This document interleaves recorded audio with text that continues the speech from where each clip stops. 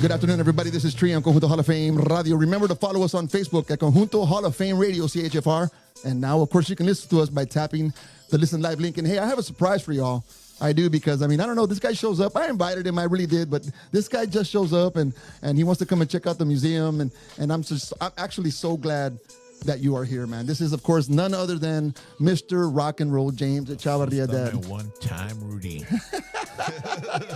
How you doing, Dad? Great, man. I love this place, man. I want to move in, just live here, and be amongst all these iconic pictures and, and all this memorabilia and the classic, old school recording equipment that just, takes us back to the yesteryears of Conjunto and music here in the Rio Grande Valley, man. And I saw some pictures of Charlie Crockett here. He's one of my favorite artists. Yeah.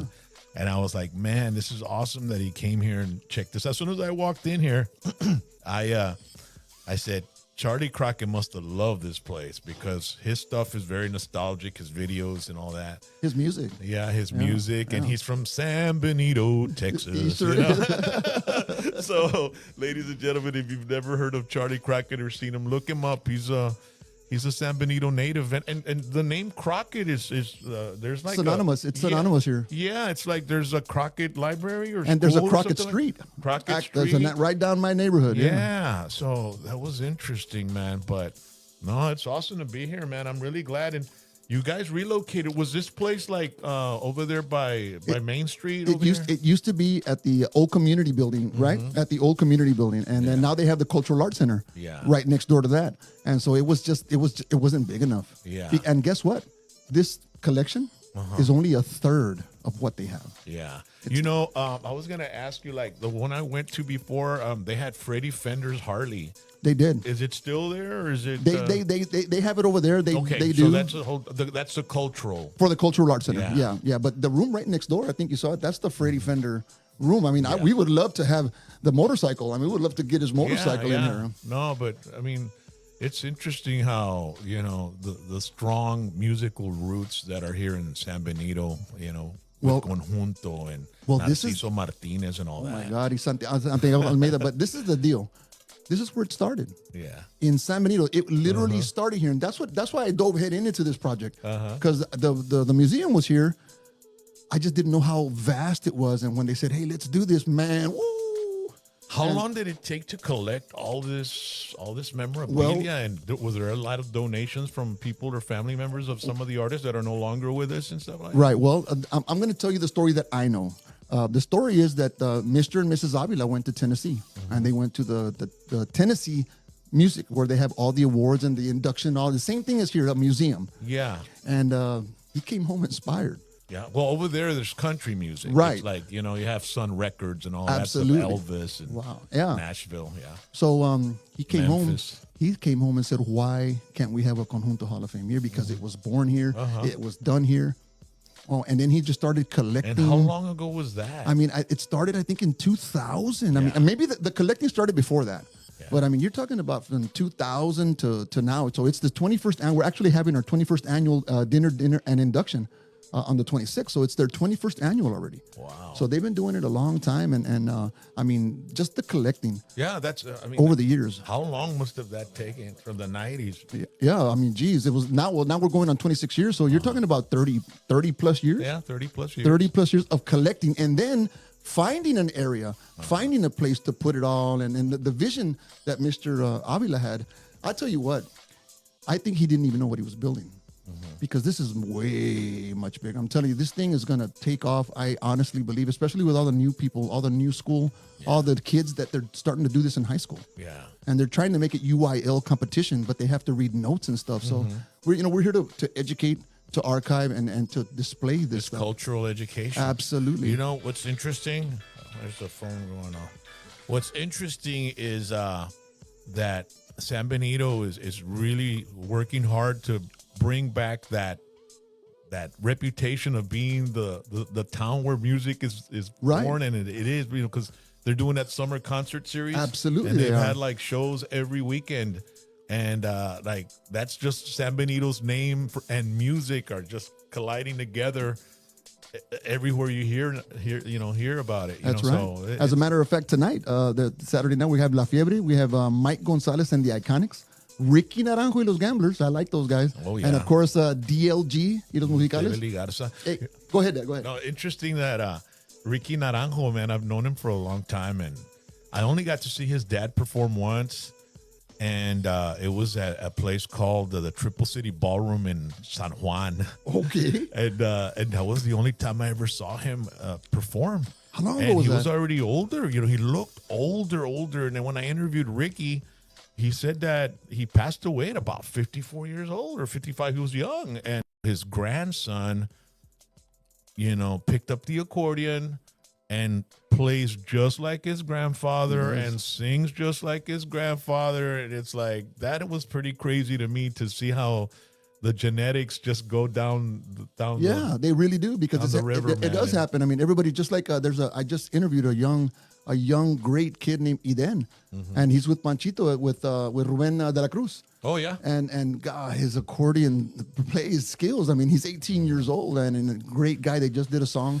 They just recorded a song, and that's what that's a really cool thing when we inspire the kids to do that. It really is. Yeah, they really like that accordion. I mean, and in a lot of music, we've got Frontera and all these kind of bands that are coming out that are playing a different style of music, cumbias, and they have new melodies. It sounds very progressive, but the accordion's involved in all those songs and all that music, and well, it just inspires the younger generation because they're those ones that music is appealing to. Right.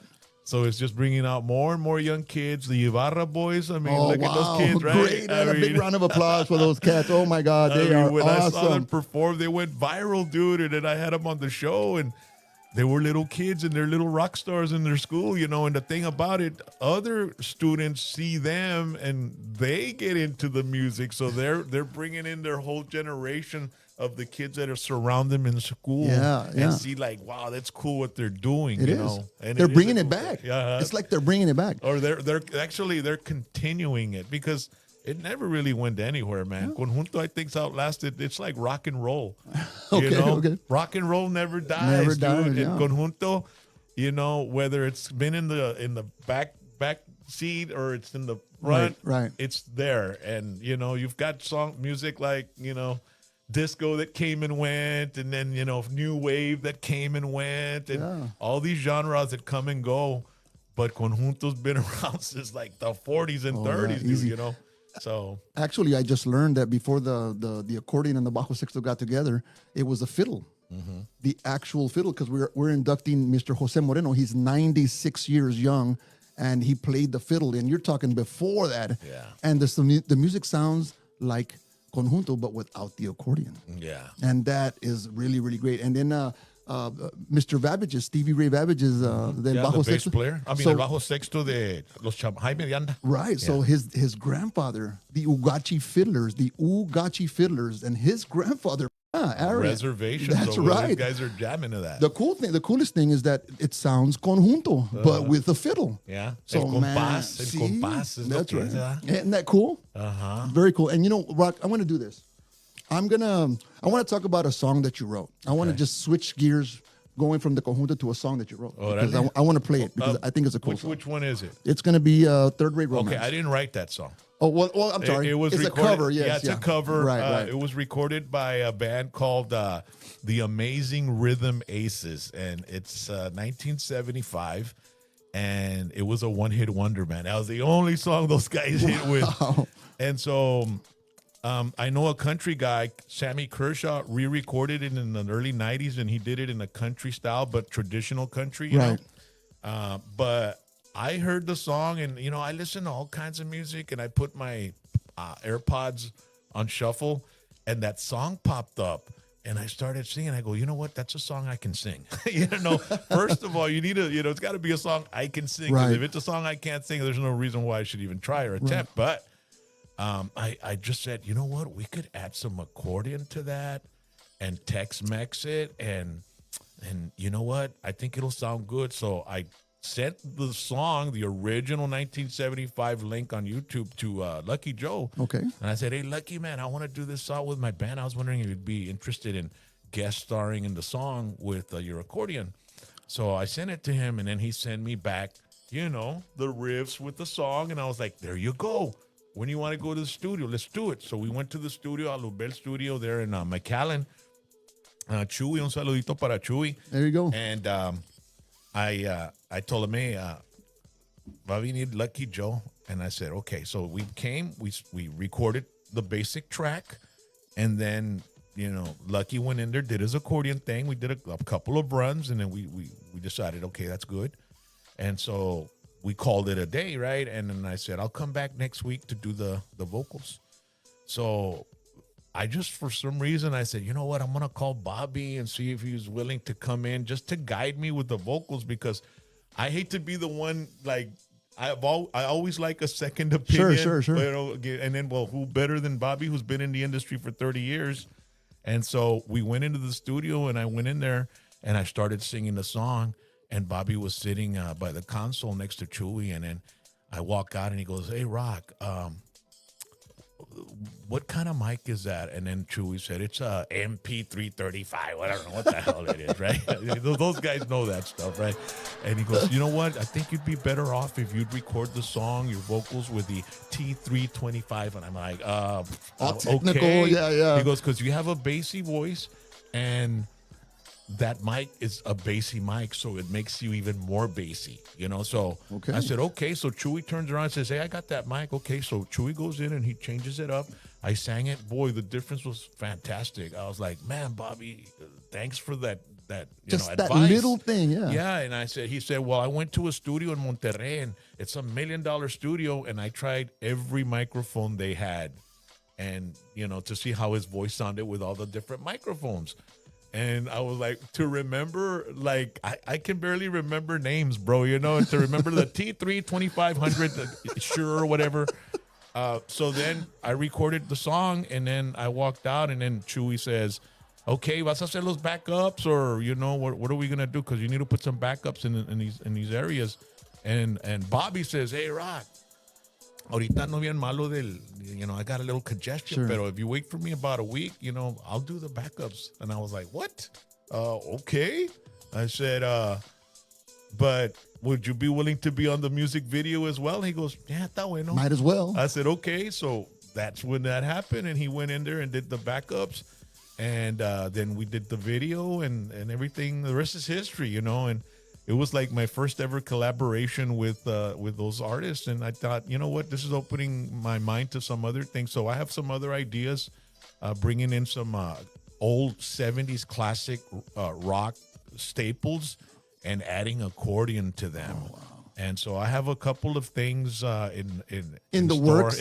Yeah. I just don't like to be on social media going, hey, I'm over here, we're doing this. I'm over here, we're doing this.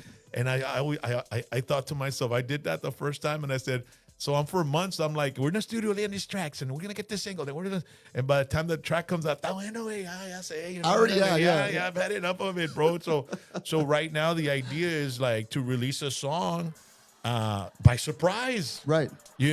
Once it's ready, I've got the track recorded, mastered, and I have the music video to go with it. Okay, I've got it all. Okay, let's hype it up for 2 weeks and then release it, because in this day and age with the internet, you have to have the biggest impact at the beginning of the release, because people, there's so many things popping up on a daily that if your song, doesn't catch on right away, or people don't decide not to go to it because they've already been hearing about it all this time, then you'll lose a lot, because once you pass 3 or 4 days, that's when everybody goes to another song or goes to another video.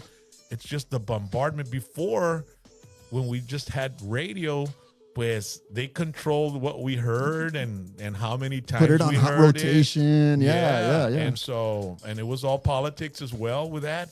But now on the internet, it's anybody's game. Anybody can become a hit. Yeah. You had the guys from Frontera, like, where did they come from? You had Del Bronco 956, the song I recorded. Oh, wow. Great. Yeah. That's a great bit, man. It really is. So that was 2 minutes and 20 seconds. And I've noticed that a lot of the music that's being recorded nowadays, it's like 2 minutes, 3 minutes, because people don't have the attention span to listen to a long More than song. that? They hear the verse, the hit, the hook, and then the chorus, and okay, let's go to the next one. Yeah. Wow. And I recorded some songs that are 4.5 minutes with the video, and then I noticed that these rappers from Houston, they were like getting billions of streams, and I was like, how the hell are they doing it? So I look, the song's a minute and 50 seconds, right? Wow. And so I'm like, by the time they hear my song once, they've heard that song twice or 3 times. And the thing is it's about to get started and it ends. So you just loop it, and it's just A continuous loop. stream. Wow. So they add up, you know. So that song, that Broco 956, was a testing song for me as well, as far as the length of the song. But it worked really well, and you know. Yeah, it really is. Yeah. Hey, and without further ado, let's go ahead and you want to listen to Third Rate Romance? Yeah, let's do it, man. Let's do check that. it Hey, out. man, this is, of course, Rock and Roll James, and I'm Tree on Conjunto Hall of Fame Radio. Good afternoon, everybody. This is Tree on Conjunto Hall of Fame Radio. Remember that we are hosting our 21st annual, of course, induction dinner and ceremony. So if y'all want to come over here and join us, that is really, really cool. Of course, we're still here with Rock and Roll James. We're going to talk about some music, and it's going to be awesome because, me and this guy go really, really way back. And I was going to kind of remind him about something funny that happened to me when I was on the air some time back. And so, Rock, just tell me if you remember this. So I was on the air. I was at Beso 94. I was in Corpus Christi. And, I remember. Do you remember? Yeah. I was there Tell for us Selena's, Right. I don't know, was it the funeral? Right.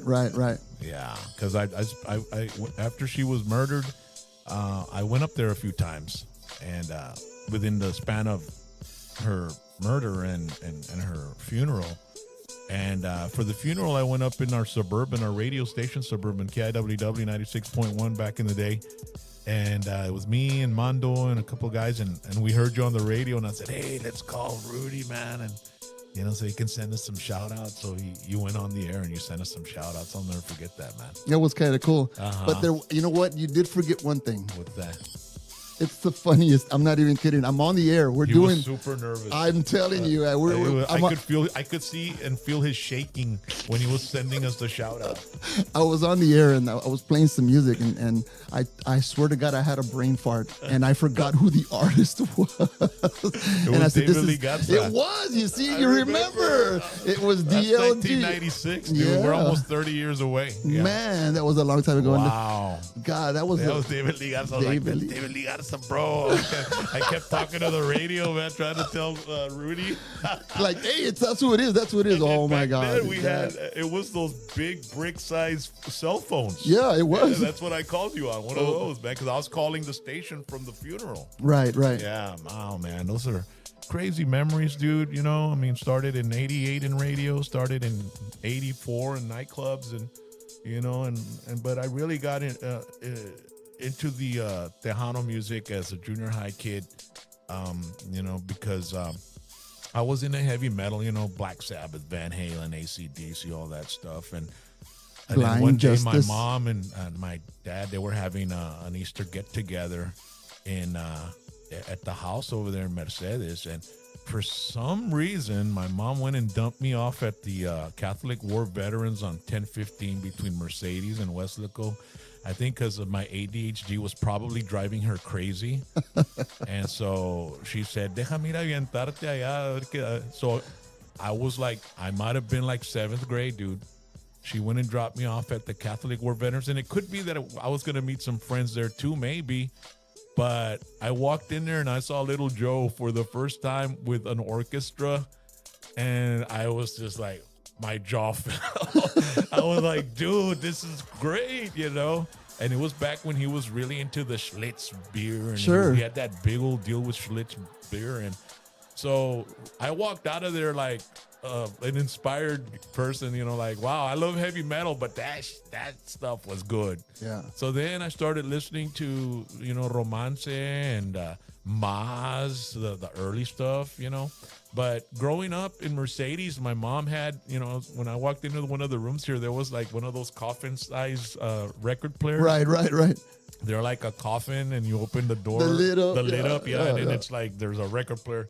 So my mom and dad had one when we lived in town in Mercedes and Georgia Street, and you'd open it up and there was like a stack of albums in that little slot, and there was Agustin Ramirez, Sonny Ozuna, Little Joe, and Led Zeppelin, the Carpenters, so some Charlie Rich, Okay. so there was a big selection of different styles of music. Right. Herb Alpert, Wow. Percy Sledge, which Oh, was wow. instrumental. So I don't know, my mom and my dad, they had like a very eclectic Collection. collection, like a variety. Sure.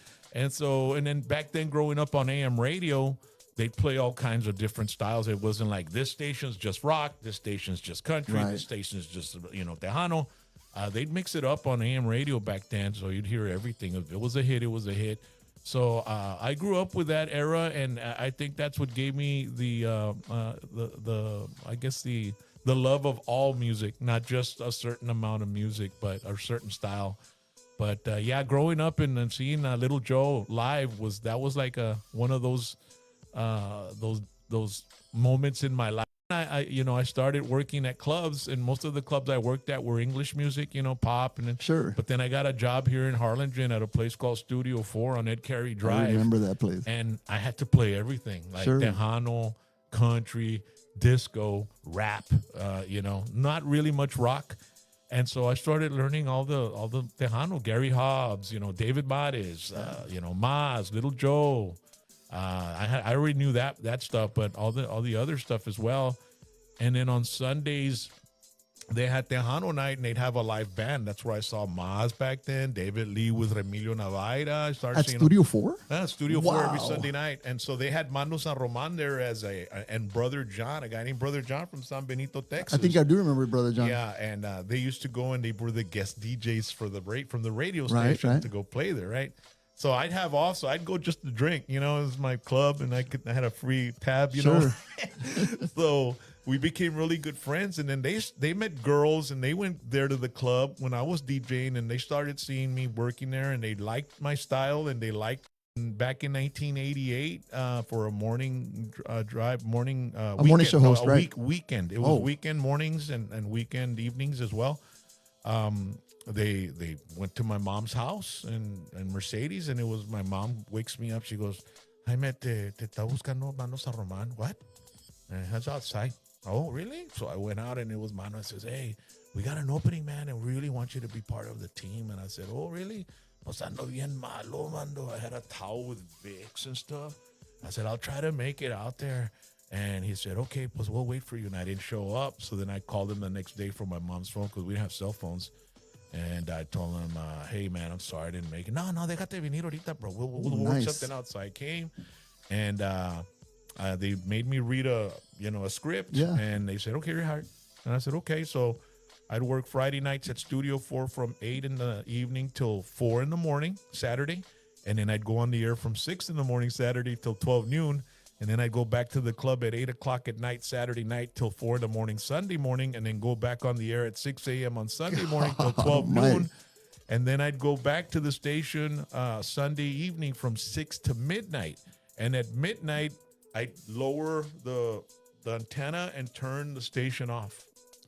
So there was no music from After 12 midnight. to 6. Wow. And then on Monday morning at 6 a.m., the morning guy would show up, and he'd raise the antenna, and then he'd play the national anthem, and then he'd start his program. What station was this at? KIWW. It was at KIWW? 96.1. Right there in Harlingen. Well, yeah, I was here in Harlingen I remember. off the expressway. Well, remember, I got hired on with them in 94, late 94. Remember Yeah. when we got hired there? Yeah. And people don't even, it used to be right there where Applebee's was. Well, no, before Applebee's. It was on the side of the expressway right here, right past Taylor. What's the name of the Helen Moore Road? I Oh, think? yeah. Oh, no, I didn't go It to was that. right back.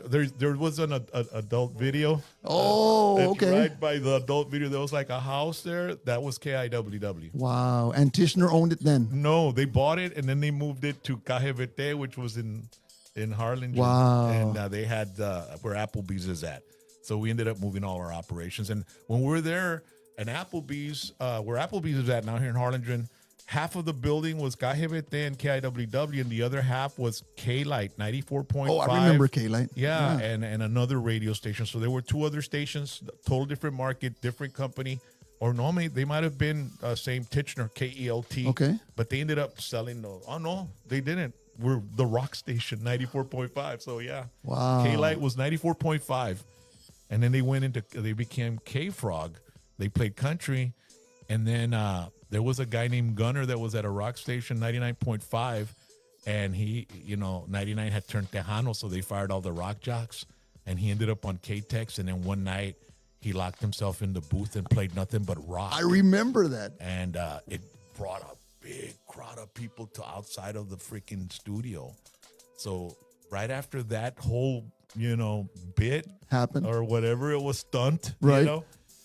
94 said, well, why are we competing with K-Tex? There's no rock. There's a rock crowd. Let's go rock. So they went rock. And I They've remember been rock ever since. And I remember how it restarted. They started playing what was it? A Whole Lot of Rock by Led Zeppelin. Yeah, it was rock and roll. And it was Been on a long time since- it was on a continuous 24 hours. 24 Yeah, hours before just- they went on the air. That was the coolest shit, Yeah, man. that was It a really stunt, man. It was a stunt to be Yeah. able to.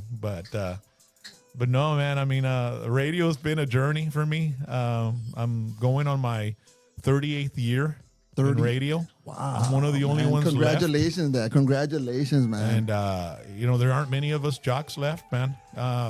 Radio's cutting down a lot and stuff like that, and a lot of it's online. Yeah. Well, it's a wild, wild west here because we're not regulated by FCC. No, internet is global. Yeah. I mean, we can listen to stations from other countries. Absolutely. And stuff like that. But I've embraced the new technology. So I decided to start a YouTube show. Right. Hashtag PVT. Right. And a lot Congratulations of on artists, that, man. a lot of Great artists. success. Yeah. Yeah. My wife, she's my producer. I see her, boy. She works she's a workaholic like you are. Yeah, no, she has to put up with my ADHD now, but she's like, every time I come up with an idea, she's like, oh my God.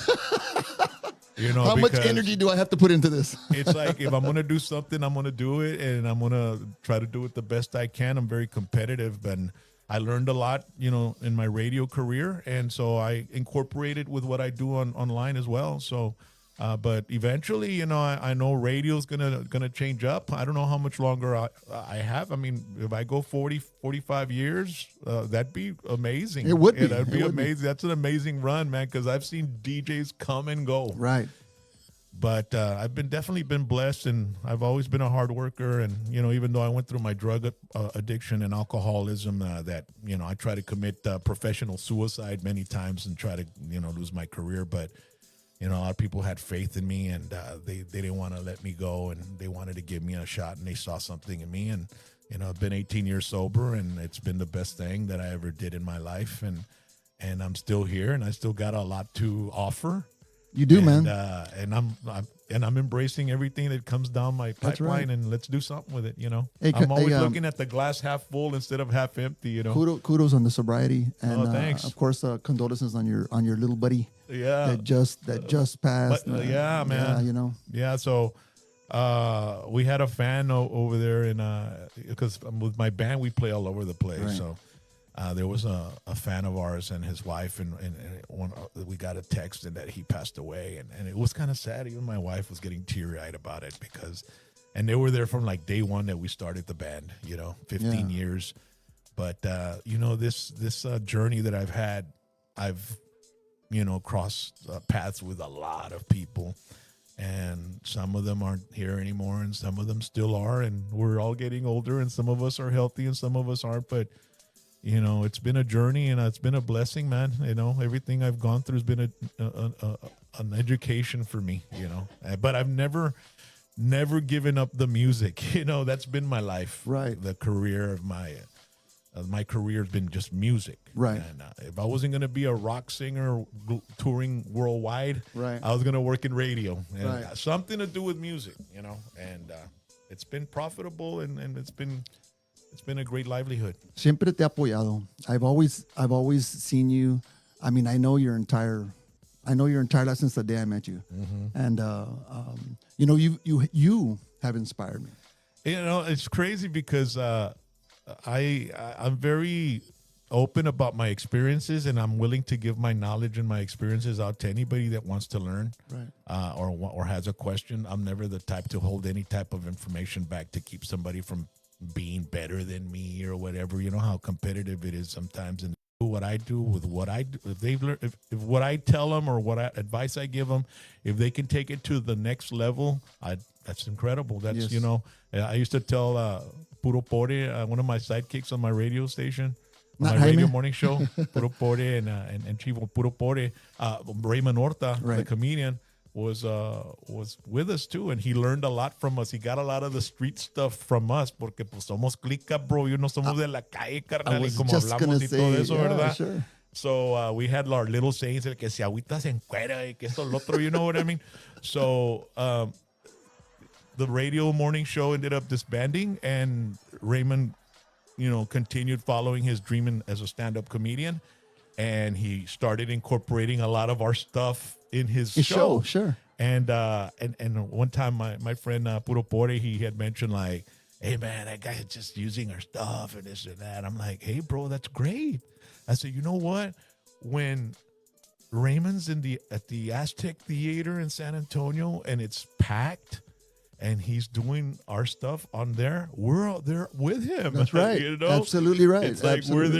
we're there. He's taking us with him on his journey through what he's learned and what he's absorbed from us. Yeah. So that's the way I always look at it. I don't think of anybody as. And then Raymond's used some of my jokes, and you know they feel like, you know, they've always had this, you can't steal jokes, you know. Right. With that Carlos Mencia deal that right, happened right. with Joe Rogan and all that. And I was like, dude, we all have basically the same life, so we end up using our life as jokes, and some lives are the same as others. And then that one said it before, but in his own manner, you know. Sure. But as long as it's entertaining and it's funny, and you know, And it always it's is. better, It yeah. always is. I've been to your shows. I've been to Raymond Horta shows, and I've been to all of them, and they are entertaining. You look at them, and I mean, it's true. Everybody can relate to all the little names and to all the little like. Oh my God, it's funny as shit, man. Yeah, now my shtick is all about my age, you know, all the, you know, after 50 colonoscopies y la chinga, todo eso. So people, I'll say, how many people here are 50 years old or over? Yeah.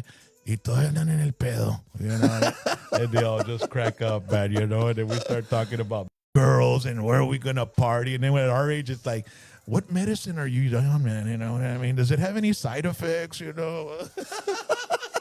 Yeah, you're there too, almost, Rudy. You Man, know, are you know what I'm kidding me? talking about. Right man. down the road, baby. What do you do for pain? Eh? Yeah. These pants, man, son de elástico, cara, tan brutos. Chinga. With my hey dudes or Crocs, no me Hey, carnal, really, no, Dad? Yeah.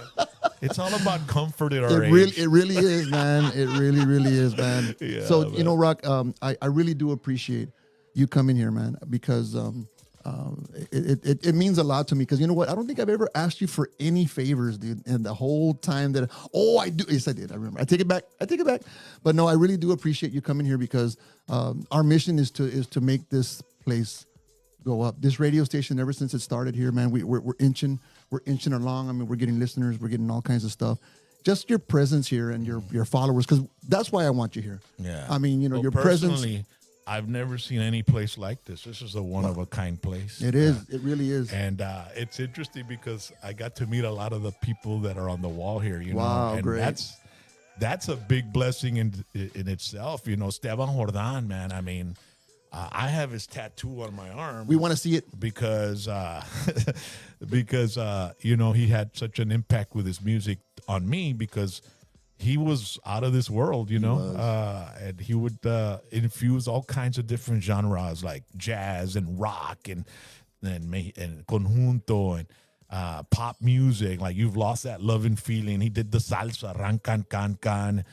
He did those cumbias were like no other, man. You know, El Cocodrilo, La Cumbia de Chon, you know. And so I got to meet him and we became real good friends. And man, I mean, we used to hang out and man for days. That's dude, amazing to me. nonstop. Yeah, and I ended up going sober, and he ended up, you know, he loved to, you know, Do his stuff. Yeah. and nothing about, you know, he wasn't into all this materialistic stuff. I mean, all he needed was a room with instruments, and a lot of people don't know, but I mean, other than being an accordion virtuoso, the guy played guitar like you wouldn't believe, dude. Wow. And I remember one time he was living in a little house, real torn down in una colonia al norte de Dana, bro. And I'd go there on my way home from work, no, pa poder un ratito ahí con ellos and freak out, you know. And he said, "Hey, Rock, come into the room." Entramos a un cuarto de la casita, and he had a mixing board. He had this. He goes, "Check this out. I got this effect for my guitar. It makes it sound like a saxophone, man." I go, "Really?" And he starts ripping on it, bro, and it sounds like a saxophone lead solo. And I'm like, "What in the world? You're loco, yo, Sure. I was like tripping the hell out. And so that guy played drums, guitar, bass, accordion. He'd get into a studio and do it all himself, man. And you know, that's not That's a savant. easy. Yeah. He was a savant. Yeah, he was, bro. And We didn't know how close you were to Esteban Jordan until we had JR here. And he's the one that told us about the tattoo. yeah, And I'm like, well, when he comes here, we want to see it. El Parche. El Parche, you know. Yeah. And what type of advice did he give you? I mean, knowing that you were. I mean, what actually gave you the thing to get with him and to be with him and hang with him? How did y'all actually become? the music and I related a lot to his music because of the language he used, like on El Juan Chirrisquis, you know what I mean? Okay. The song Juan Charrasqueado, which is a Vicente Fernandez Sure. song, but he low-ridered it, you know, like he le metió todo el barrio la rola, you know what I mean? Wow. And the way he's talking, te van a filorear, you know, the way Sure. And so I grew up with that kind of lingo, you know, with all my friends back in the day, in the late 70s, early 80s. And so, but just the music, the way he would put effects on the accordion, you know, that nobody else was doing. Because in Conjunto, you have the different sounding accordions, like Dos Gilbertos have Sure. their own distinct signature sound. Ruben Vela had his own distinct. You heard the accordion. As soon as you heard the accordion, okay, you know who it was. Right. And with him as well, because he would add delay, he would add echo, he would add the flanger. So he was like an experimental accordion player. Right. Which was, you know, progressive, but still stuck to the traditional roots, you know? Sure. And so a lot of times, like when Jaime Dianda first began and I first saw him with Los Chamacos, I saw him, it was Ewi, right? Chato on bass, and then it was Juan P. Moreno, and it was the drummer también, and they were so like double bass rock. It was like rock, Right. like heavy rock. Sure. It meets Conjunto, and a lot of Conjunto purists were like, they weren't like open to it. They Sure. were like, they're destroying the style. They're, you know. And I remember Manny was the drummer. Now I don't remember. I almost forgot his name. Manuel. For Jordan. For Los Chamacos. Oh, Los Chamacos. Back then. This was before they recorded, you know, they did Un Complejo was like the last album they did. Okay. And Un Complejo was, you know, double bass and the drumming, right? But before that, they had these albums that were just very fast, lots of changes, double bass, and the accordion with the different changes and Right. stops and accents. And so it was like really, really, really crazy. Yeah, you know, it wasn't traditional. So I was working for Raul Hernandez at a little radio station next to Foy Supermarket in Mission called KITM Superstar 105.5, which was the year that I wasn't Rock and Roll James, because he decided to say, call me Jungle Jim. Jungle my Jim. name, bro. Oh my He said, God. ya no eres Rock and Roll James, cuñado. Aquí en esta estación eres Jungle Jim. I was like, whatever it takes, I need a job. You know what I mean? So this is Jungle my Jim. God, And he called me dude. Jungle Jim because I had long hair and, you know, I looked like Tarzan, I guess. Sure, I don't sure. know. A fat version, you know what I mean? Back then. Yeah. But so he said, oye, cuñado, because, you know, I would say, que en paz descanse Raúl Hernández. He's a radio pioneer here in the Rio Grande Valley. Yeah. He sent me, dice, te voy a mandar para la Villa Real, van a estar los chamacos. Okay, like a calling, Sure, right? sure. So I went, and I was like, I stood in front of the stage, and I was like that, with my mouth open, looking, and I was right in front of Manny, the drummer, because back then, traditionally you have the bajo sexto, the bass player, the accordion, and the drummer back here. Right. Manny was on the side. Okay. Like the striper drummer, Oh, he was okay. like on the side, and then the rest of the guys were here. That is a so fun I setup. sat I stood right in front of Manny, and I was like, "What in the world am I seeing? Like I'm in a heavy metal, dude, and this is heavy metal drumming with Conjunto. What?" So Wow. at the end of I was there through the whole set, and then after that I said, "Hey," and he comes, "¿Qué pasó? Can I have your drumstick?" And he gave me his drumstick, Manuel. And I was like, it's todo, bro. Wow. You guys are crazy awesome, bro. Wow. But the older generation was like, man, they're destroying the genre and all that. Do that. But Jaime de Anda, definitely another iconic figure in the accordion industry, bro. He's done a lot. He was just here the other day. Yeah, he was. I mean, he surprised us all, actually. Him and his wife came in, and I mean, he's a great guy. Yeah, no, hombre. He started from a very young age. His dad had a mechanic shop, and he was playing in bars at the age of 10, 11 as a drummer. His story it plays behind you. Yeah, Jaime de Anda. No, hombre, dude, I love doing what I do with my PVT show because I get to hear the stories and I get to learn and document their history. And, it's like a museum in my mind, you know what I mean? Absolutely. And so, just walking in here, I see like all these pictures of all these people that I know, Lupe Science, who I respect a lot with, his accordion show, Juan Tejeda, man. He's one of the coolest dudes. He really is, man. De San Antonio, man. Met him for the first time last year. Yeah, man. The Conjunto show there in Rosenberg, and Martin Rosales. He was like one of the first big time radio DJs here that started out a lot of DJs like Hugo de la Cruz and all those guys, and Domingo Peña, Johnny Canales. Wow, man. I mean, this is great. People, you all got to come check this place out. It's amazing. This is just one little room of this big place. And then our old boss, Rogelio Boteo Rios. Yeah, que en paz descanse, Rogelio. Yeah. And Chuy de Leon, I worked, his son worked with us. I mean, he was a sales rep. Was he? Yeah, his son, Chuy de Leon. Wow. And he always talked about his dad, El Gallito, I think they called him, ¿verdad? He had a nickname, El Gallito Madrugador. El Gallito Madrugador. Yeah, and so, wow. Yeah, man, fantastic. And this is cool, man. You got a lot of people here that are part of the broadcasting and the promotional. And then Rick Garcia from Hacienda Records, dude, man, I remember him from 1985, 86, because I was in a heavy metal band, and we went and recorded at Hacienda Records. Okay, wow. And he was mixing our album. Yeah, he was mixing our album. I freaked out because that's when I met Ricky Smith from La Movida. He walked in, he was talking to Rick, and I was like, who's that rocker, dude? And it was like, it's Ricky Smith. Wow. He was my first interview on radio, Ricky Smith. This guy here. Yeah. No, Rick Garcia is the engineer. Ricky Smith in La Okay. Movida. Ricky Smith was a guitar player. He had a biker concept. Okay. And he, like at La Villa Real, they all showed up in Harleys and stuff like that. Porque este vato también tenía long hair. No, we all did, bro. We all did. I don't got no hair no more, bro. It all fell out, man.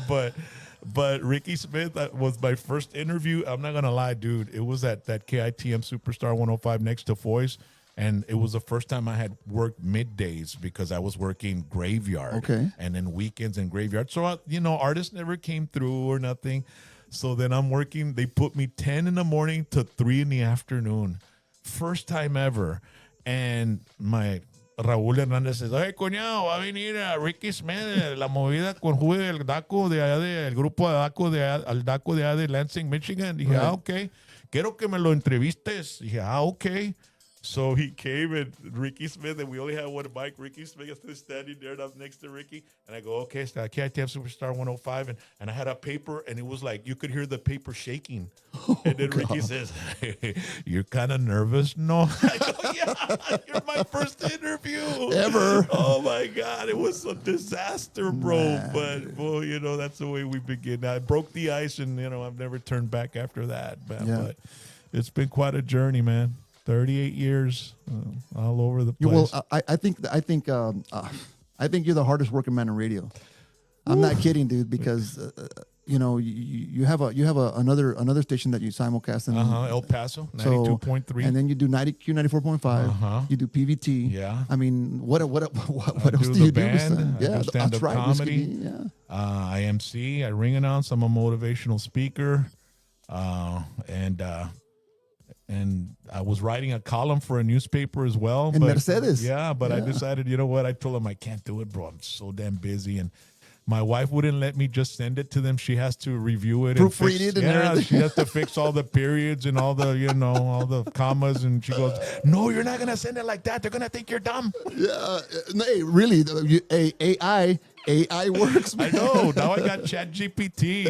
Maybe don't worry about it. Man, that's I better not say that. ACA from the Mercedes Enterprise goes, "Hey man, I heard you got Chat GPT. Now you can write a column." I'm like, oh. Man, and it's nice. It works. Yeah, but they used to love the column because siempre los dejo con un gancho. I tell them a story of my life and write. And then we got to this area, and wait till you hear what happened. We'll see you next week. So everybody, and we just ran into somebody, babe, right over there at the island on Port Isabel. We're coming out of Josephine's restaurant. We had breakfast, and I saw some friends from Mercedes, and they were like, "Hey, man, I love reading that article that you put on that newspaper."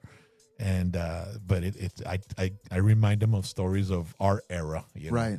Because they have some writers there, but they're all 70, and it's a different era. Sure. And they asked me to do one because they wanted me to appeal to our era. Okay. The graduates of 85, 80. Right. The people that went to school from 75 to 85 there. So it was really working. It was a lot. So he's been calling me like, "Man, come on, when are you going to come back? Do one a month at least." Wow. But you're really, really, really that busy, Dad. Yeah.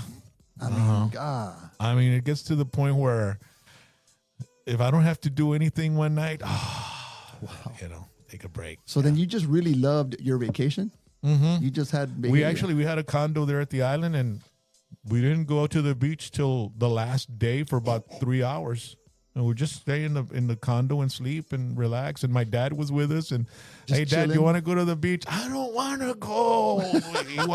he just wanted to stay in there. Yeah. Oh my gosh. But I ended up going to Isla Gran and doing a little comedy there with Raymond Horta. He'd have something there every Thursday night. Sure does. So I did 10 minutes there. But yeah, man, life's been good. And I think I still got a lot to go. I'll be 60 soon. And if I can do it for another 15 to 20 years. I mean, Paul Harvey died on the mic. I mean, shoot, that guy was How old was he? 80 what? He was 80 something, man. But he was a staple of radio, and he had that segment that would come out every day, I think, on KTEX and towards the end of his career. But I mean, it's possible, But we'll see. There's a lot of things changing with the new technology. Just saw that Zuckerberg had said that we're already going into the post-phone era. So I always wondered what's next after the phone. What? Because records turn to CDs, CDs turn to streaming data, and then and so the phones came in, and obviously they're gonna do away with the phone. So soon enough. I always thought, can you imagine if they just turned the phones off on us? Our entire lives will be upside down. We can't get into our bank account. We can't get into nothing. We can't call. I always said, and it's weakening our memories, because we don't have to remember stuff anymore. Back then, when I was growing up in school, I knew my mom's number. I knew everybody's number. Now, if I go to jail and they say, "You have one phone call," "No tengo mi cell phone, carnal, no sé a quién hablarle."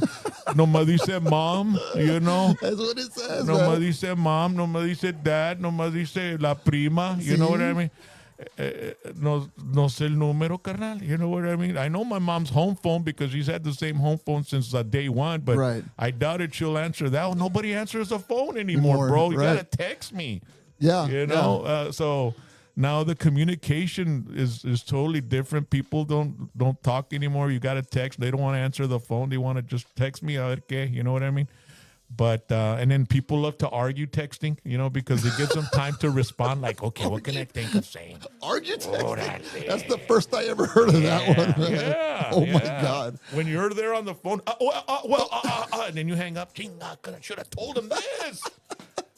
So Holy shit. when you're texting, arguing, pues está toda Pero va a ser un paragraph bruto, ¿me entiendes? Sí. And capital letters where they belong, you know what I mean? Pero, And the periods and the question. yeah, no, eso nomás te lo hace ChatGPT, you know? Yeah, Pero yeah. como quiera, carnal, I mean, I appreciate you all inviting me here to the show, and highly recommend everybody tune in and support this type of activity to, you know, continue our culture here in the Rio Grande Valley. San Benito is San Benito, but San Benito is South Texas, man. It is, That's what man. it is, and that's what we are. And we're a very unique area in the world. Actually, we have our own lingo here. Our director Eric right here is that he called this a jewel because I mean it's just by itself. Everything's 2 hours away. Any major city is 2 or 3 hours away. We're like right a jewel in the rough right there. Yeah. Yeah, no. Ladies and gentlemen, do you all still have the Conjunto Festival over here? Does it still happen? Well, we have the Narciso Martinez. Okay. And that's happening in Los Fresnos. But other than that, we not here in San Benito. I remember they used to have it here. ¿Verdad? They had the Conjunto Festival, and Right. sort of emulating what they had that was doing over there at Right. Rosedale Park in San Antonio. Right. I was like, oh, And that's the Narciso Martinez thing, right? Rogelio With Núñez? Rogelio Okay. Núñez, that's correct. Yeah. Are you all? Do you all become part of that? Or? Actually, we're not really a part of the Narciso Martinez. That's what we wish we would be. Yeah. Or And I mean, maybe sometime in the future it would be awesome to work with him. I mean, he's a very smart guy. He's a professor. I mean, you know, he was in college. I mean, a great guy. And hope here in the future, hopefully we're in talks. Yeah. And it would be great. It would be great. I to think work. it probably will happen. I mean, Yeah. there's just got to be a, you know, you scratch their Persistent. back and they scratch yours, and you know, and it's all for the greater good of what we're trying to establish here, and that's like the continuation of our culture and our music and our conjunto, man. That's born and bred here in San Benito, Texas, brother. Rock, thank you so much. Thank you so much for coming, man. And you know what? This is not going to be the last time. I hope maybe Now, sometime bro, in the future, man. I got a lot to talk, man. I got so many damn stories, man. And I love that. But next time it's going to be in front of the Narciso Martinez porch. Órale, cuando tú quieras, carnal, donde sea, aquí estamos y no lo vamos a asustar. Como decía el fanfarria Falcón, Mr. Arnaldo Ramírez Sr., aquí estamos y no los vamos. That's right. All right. This is Rock and Roll James and Tree on Conjunto Hall of Fame Radio.